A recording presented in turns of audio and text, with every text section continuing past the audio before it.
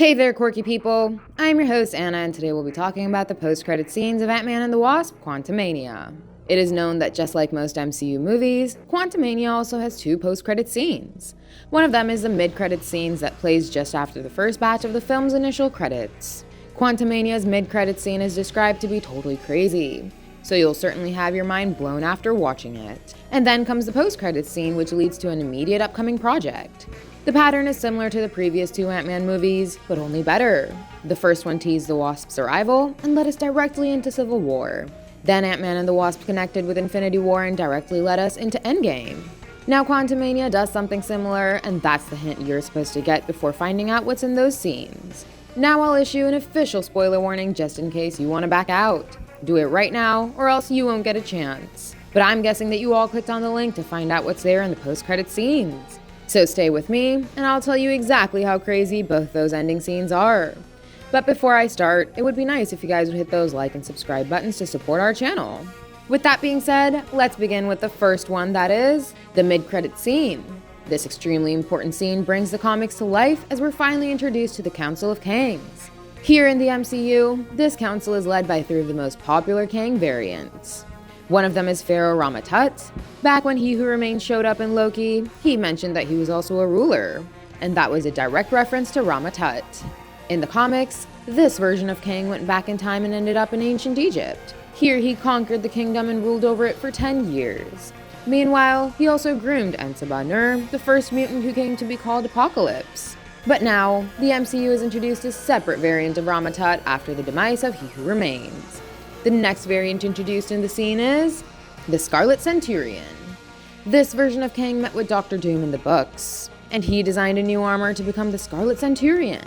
He actually made the Avengers fight an alternate reality version of themselves. And even over there, his look seems pretty fancy and modernized. But besides him, the main big bad is Immortus. He seems to be the Kang Prime amidst these three. We initially thought that the MCU took Immortus and turned him into He Who Remains, who was a separate character in the comics. But apparently, they just took another Kang variant and started calling him He Who Remains to give him control over the TVA. And now that he is dead, the true Immortus has arrived. As Ant-Man 3's mid-credits scene begins, we hear Immortus, Rama-Tut, and Scarlet Centurion talk about the death of Kang from Quantumania. They call him the Exiled One, because he was the one trapped in the quantum realm. And with his demise, the Council of Kangs becomes more alert. They show us the separate branches they've allowed to be created in the multiverse. And then Immortus calls in every Kang variant in the multiverse to discuss about the precautionary measures they need to take against the Avengers, who are slowly beginning to invade the multiversal boundaries. Just as they enter the gladiatorial pit of Kangs, we see thousands of them from all across the multiverse recreating the infamous comic book panel of Kangs. And with this, the scene comes to an end. This sequence plays out exactly like the mid-credits scene of the first Avengers that introduced us to Thanos. Over there, Thanos was alerted about Earth's mightiest heroes, and Quantumania's mid-credits scene introduced us to the Council of Kangs that will show up in Avengers: The Kang Dynasty. They are ready for a massive Kang bang to take down whoever comes in their way. This is exactly the kind of threat that He Who Remains was preventing the multiverse from, and he even warned Loki and Sylvie about his variants. And what are you so afraid of? Me. Not every version of me was so pure of heart. But Sylvie killed him anyway, and the sacred timeline got shattered. With the growing branches, other Kang variants like Immortus, Rama-Tut, and the Scarlet Centurion took control of the multiverse. Now just imagine the kind of destruction these three Kangs could cause in Avengers: The Kang Dynasty. Emperor Rama-Tut could pick up a small team of the Avengers and battle them in his ancient Egypt empire. The Scarlet Centurion could take a second group of Avengers on in the present-day 21st century. And Immortus could pick up a group and battle them in the future. That's how I'd like to see things play out in Avengers: The Kang Dynasty. But apart from the mid-credit scene of Quantumania, there's also the final, post-credit scene. This one ties directly into Loki Season 2. In fact, Quantumania actually plays out a scene of Loki Season 2, which might be shown from a different angle or perspective later this year. This scene takes place in the early 1900s era and introduces Victory Timely, who is yet another Kang variant. Sporting a mustache, he appears on stage to make a presentation about controlling time. And present in the audience is analyst Loki, who recognizes him. Mobius doesn't find Victor Timely scary at all. But Loki gets even more scared than he was when his future variant saw Hulk on Sakaar in Thor Ragnarok. I have to get off this planet. So he warns Morbius about how terrifying Victor Timely is, and then the screen gets blank stating, Kang will return. But who exactly is Victor Timely? Well, in the comics, Nathaniel Richards, aka Kang, decides to go back in the year 1901. In this era, he becomes a brilliant industrialist and investor and creates his own town of Timely, Wisconsin. He becomes its first mayor, and as a leader in the industry, he transforms the city into a technological marvel. But the city is only a front, as it becomes a base for his future and past conquests.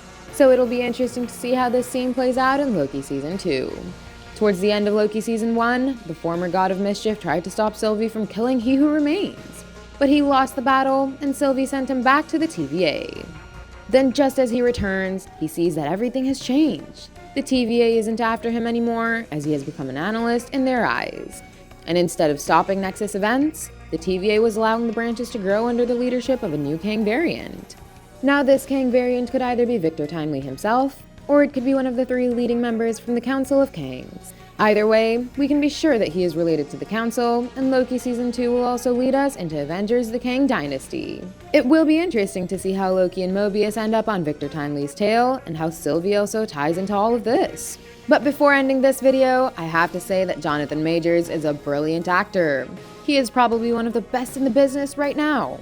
I mean, I totally love how he improvised playing He Who Remains in Loki. The TVA, hence the timekeepers in a highly efficient bureaucracy, hence agents and agents of cosmic harmony, hence bureaucracy. But he plays a mean and terrifying version of Kang in Quantumania that was truly badass. And then came the Council of Kangs, which totally unleashed his god-level acting prowess. Playing so many Kang variants so convincingly by finding distinctions in every one of them is not easy at all. Only a few actors have this capability, and Jonathan Majors is surely one of them. His ability to do so has to be applauded. In fact, we've got to give it up for Marvel's casting team that never fails to amaze us. Right from picking Robert Downey Jr. as Iron Man to casting Jonathan Majors as Kang. They've been spot on. They spot talented actors that are practically no names and turn them into bona fide A-listers. And Jonathan Majors is certainly one of them now. He has already impressed us as Kang in Loki and Quantumania.